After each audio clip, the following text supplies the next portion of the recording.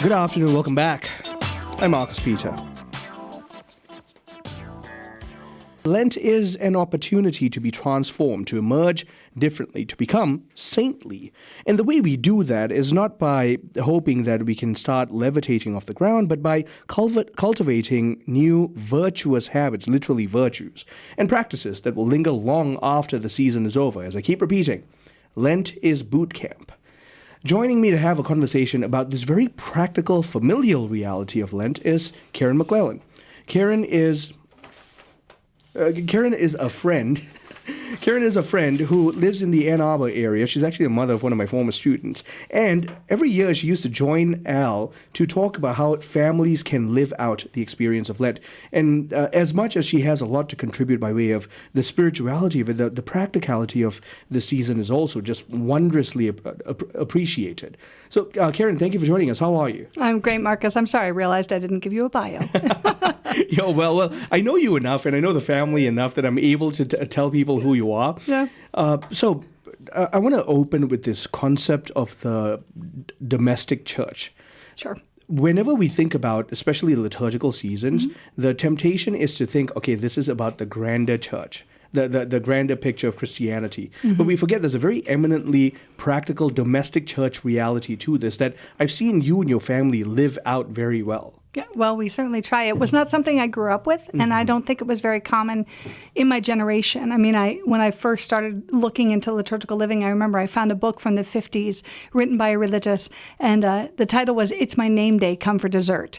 And I thought, well, what? I don't understand any part of what that even means. You know, name day was not a phrase I knew growing up. And so this was the very first, I know we're on the radio, you can't see it, but I have a book here called Advent Begins at Home that in Advent of 1979, I picked up in the back of my parish church. And it just was so ratifying because even at that young age, I knew I was in grammar school, first or second grade, I think. And even at that time, I knew there should be something more than just Sunday Mass. I just knew there had to be something bigger than all of this. And yet at the time, in the 70s, the 80s, there just was not much more beyond the felt banner and a guitar. And, I play guitar and I love it. But there had to be more, more richness, more fullness, more depth. And so as I got to researching, John Chrysostom was the first one to use the term domestic church. Right. In the 400s, it's been picked up by the Vatican II documents. JP2 loved it. And so there's been certainly a resurgence in the responsibility of the family to live out the faith at home. And if you really only live your faith 1 hour a week, I'm not going to guarantee it won't stick, but it's just an uphill battle against the culture that wants our kids. I can almost guarantee in today's modern age it won't. Yeah. 1 hour a week just simply isn't sufficient for the hours of the onslaught that our children are facing. Right. I've been harboring this slight terror for my own children. They're very young, but this, anywhere from gender ideology to the digital revolution, artificial intelligence, they're going to come at my children's generation in a far more intense way than the generation before them or even our generation. Right. So the faith now more than ever has to be central. Right. If we had to call ourselves Christian. Right.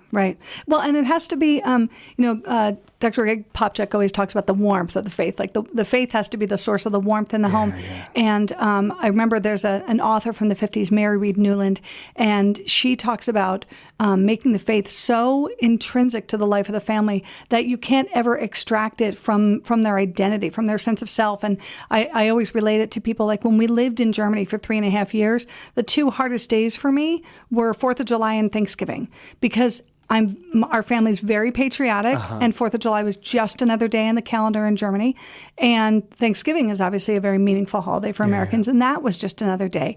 And it is so a part of my being that I just struggled all day, every year on those 2 days. That's what we want the faith to be like, to where our kids, at college, they can't imagine sleeping in on a Sunday because it would be so other. They would be physically uncomfortable if that part of their day and their life was missing. Right. But it's got to be life filled. It's got to be joy filled, and that's what I found starting with when my kids were little. A lot of the fun. You want a lot of the fun in the home as much as you can to have to do with the faith, and there should be concrete things, and there should be activities, and there should be foods, and there should be movies, and there should be books, just as full and rich as you can make it. Yeah. So that is my goal. Is just to share ideas that just make it fun and engaging and doable. Like I one year we had a birthday party. 4 of my kids have birthdays very close together. So we had a birthday party. We just called it the Olympics because we invited all the siblings of all the friends because nobody wants to go to 4 parties at my house over 4 weeks. So we had one big I don't know. I debate that. Oh, man, it's a lot. So we just invited everybody, and we divided up all the kids. We got T-shirts, and we did these Olympic games. Well, I got these plastic flags, from like the dollar store. So I have flags from countries all over the world. I can just pull out a flag and, lay it on my table, and we can talk about, Padre Pio and Italy on his feast day and have spaghetti and meatballs. Like, it just doesn't have to be that high a lift. You get the free calendar at the back of the church every year, and it shows you the feast days. Yeah. Years ago, I made a calendar for our family that had all of our baptismal days, obviously our wedding anniversary, our birthdays, all of the feast days for all of their saints. And then as they've had sacraments, we add those. And if you go to like a source like Shutterfly or Vistaprint or something, they'll just recopy it every year. They'll move all those dates forward. So you kind of make that investment time once, and it's your own family's liturgical calendar. So again, you're not always going, I don't remember when that is. Just have it there, and it's normal. My daughter's feast day was yesterday. Or on Monday, even if it's just, what do you want for dinner and dessert? But talk about that saint and what do they mean to you and what do you know of their story? Revisit those things all the time. Revisit your baptismal vows on the anniversary of your baptism. And we don't do everything. We don't manage to accomplish everything we set out to do or we envision. But anything you do is still, a little counter to the culture, So. Yeah, that's right. And I'm just thinking about this. Even the introduction of the Gregorian calendar in history was a complete cultural revolution. It redefined the way dates were measured, time was thought of, and it made an accountability for the circumnavigation of the earth around the sun. And so the liturgical calendar creates that kind of a spiritual re-revolution, so to speak, when families actually adopt it in this practical manner. Right. Well, you live the life of Christ every single year. Right. And I've always been grateful that someone centuries ago didn't say, well, we'll relive 33 years of the life of Christ. And we had to wait, like not quite Halley's Comet, but if you had to wait for those big events, I'm so grateful that every year we get to enter into that again. That's right. It's a gift it's just like praying the mysteries. Every year you get to walk the life of Christ all over again. Okay, so as with different seasons, like even things like birthdays and whatnot, you do things to the house, you do things with the family, right? Right. So now that we're entering into Lent, Ash Wednesday began today. What are some of the things you and your family have done? So the first thing we do is if we have any fresh flowers, they go right in the garbage. If there's any sweets, they go right in the garbage. We definitely have been eating a lot of junk leading up to last night at midnight.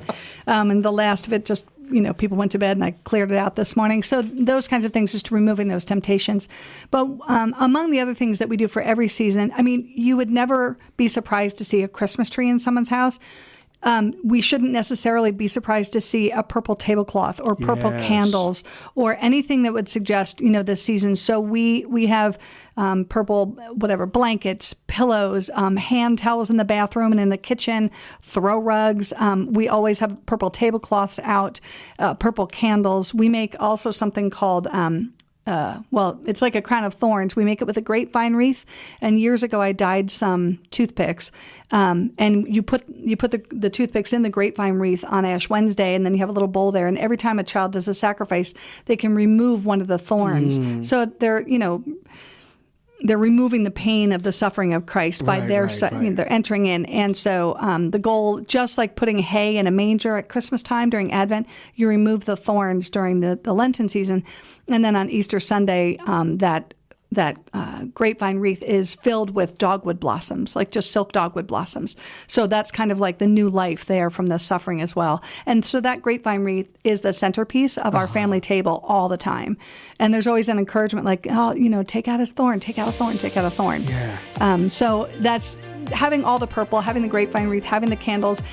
Our home is the domestic church, and when you walk into a church and you see purple vestments, you should walk into a home and have those purple reminders of the season, so that whatever else you're doing, your mind is always brought back to that season. My guest, Karen McClelland, and her highest vocation is being bride and mother, and we're talking about how families can live out practically the season of Lent. Stay tuned. I'm Marcus Peter.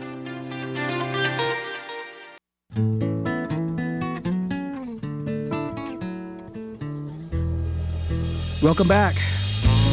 I'm Marcus Peter. I'm talking with Karen McClelland, bride and mother, and she is devoted to the work of making the domestic church, the home, alive with the seasons of the liturgical calendar. And we're talking about the season of Lent right now. And Karen, I think I want to open this segment with that conversation of the misunderstanding of what Lent is about. It's so easy. I actually know that, especially here in the United States, dessert is a very common thing here in the U.S., but it's not. You've lived in different countries. You know this. A lot of other countries don't have that concept of we have to have dessert after a meal or something sweet after a meal. So giving up dessert seems to be like an automatic American Catholic experience. Oh, yeah. But we're not called to just give up something for the sake of it. In fact, we turn away from something to turn toward a virtuous other thing, and that's the real purpose of Lent. Right. You'll hear all these life coaches say, 21 days to a habit, 30 days to a habit, 90 days to confirm the habit. And so it's like the church is just giving us this opportunity to become the people God created us to be. Right. It's giving us the extra grace. It's giving us the time set aside to step away and say, who do I want to be at the end? Who is Jesus calling me to be? And yeah, you don't appreciate the feasts unless you have the fast. So we do enjoy Mardi Gras. We do enjoy Easter.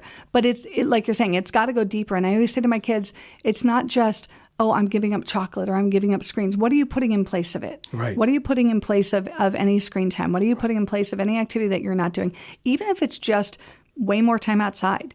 That is good for your body and soul, the temple of the Holy Spirit. Yeah. But there's got to be the reason and the replacement that are virtuous, that are helping you get closer to the person you want to be. Right. And I'm not going to say that as a little kid I didn't, give up chocolate or give up soda all the time. But I think we have to try and talk to them from an early age about the why behind all of it. Because otherwise it's just a cultural practice of giving up gossip. Well, no, it's a sin. So you're conquering it. You're using this time to conquer it. You're certainly not looking to go back to it. Right. So that's the thing. What are you looking to conquer too? Right. What is God calling you uniquely? He may be calling someone to conquer gluttony, and he's calling someone else to conquer sloth. Well, we're all so different. And the thing that trips up someone doesn't even occur to someone else.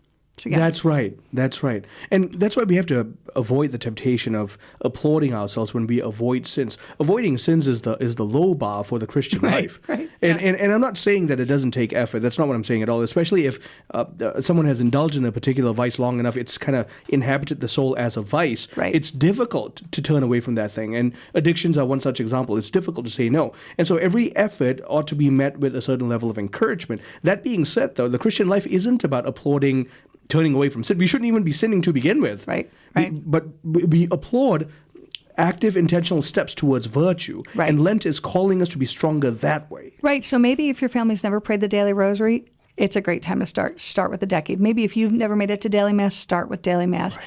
Whatever devotion you can bring into your family, Lent is a great time to begin to initiate those.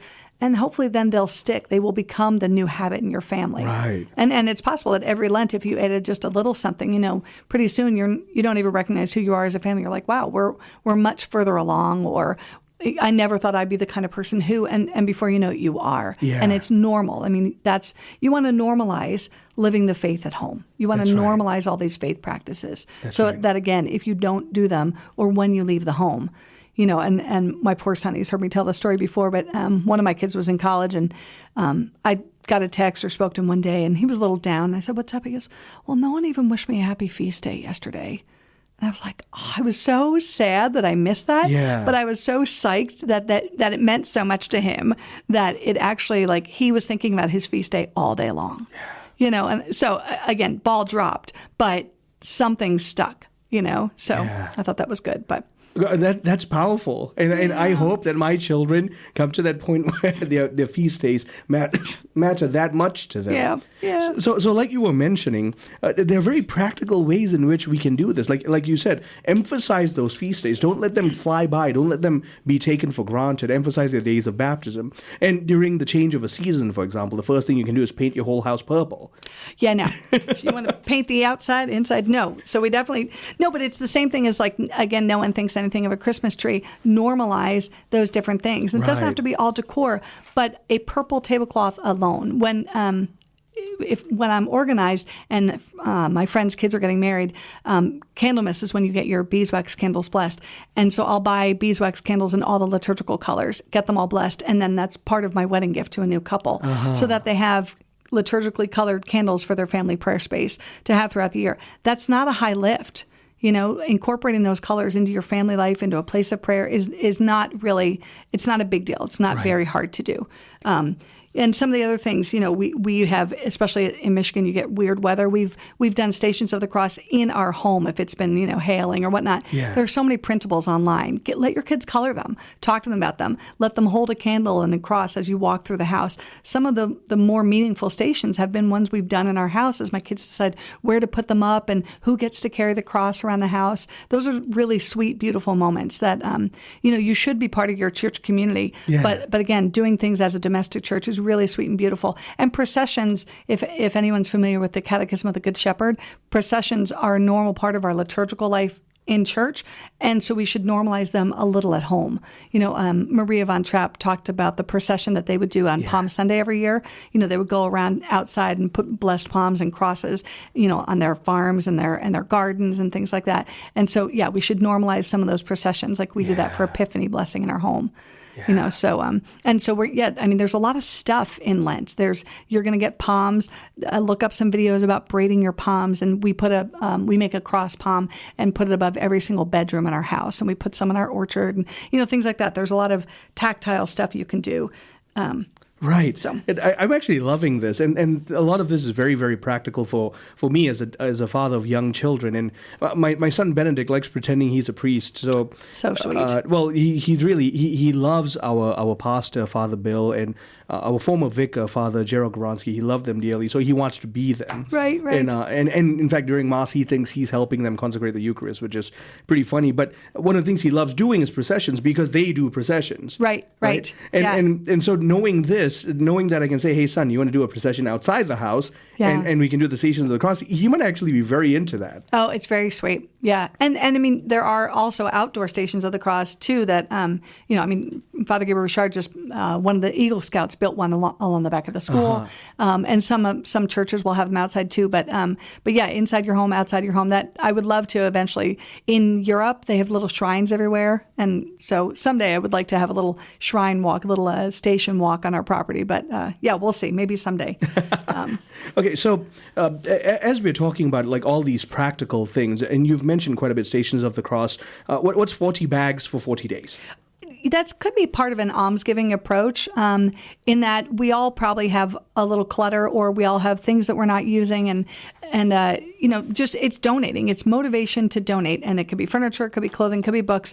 St. Martin, it's common for St. Martin of Tours, common to donate coats on his feast day in light of him giving his cloak. Mm-hmm. So that's a beautiful tie-in. So it's an action that is a charitable action that is tied into a Catholic feast and Catholic saint and his specific actions. So just the idea of, as part of your prayer, fasting, and almsgiving, you could try and have a goal of, we are really going to go through and say, what do we have in excess? And maybe we can bless someone else with these things. I have a neighbor who works has a clinic in Detroit, and she will literally take anything because there's always someone who has a need. And it's so beautiful to have that opportunity to serve so very specifically. It's, I'm one person away from the person who's going to use this thing. So it's just, they have these charts online that are little graphics of 40 days, and so if you do 5 in a day, you check off 5, but just a little bit of an extra motivation. Again, there's a lot of grace in Lent. Yeah. So a little bit of an extra motivation to be more practical and again, live the kind of home and domestic life you might want by getting to things that, that you might not otherwise get to. Right. And I know we struggle with that, so yeah, well, it's personal. And that's the thing, right? That's a crucial part of this conversation. All families are going to struggle with this. None of this is going to come easy to any particular family. Right. You're building family culture and tradition. You're building a domestic liturgy. Right. And in the process of doing so, you're discovering what works for your family, but also, more importantly, you're ordering the entire family to this walk of sainthood together. Yeah, I read today about a family that counts to 40 after they say grace before every meal in Lent, just to always remind them that Lent is a season of patience, it's a season of waiting, a season of preparation. There is no preparation in the home and family to do that. Yeah. You're already eating, you're already saying grace.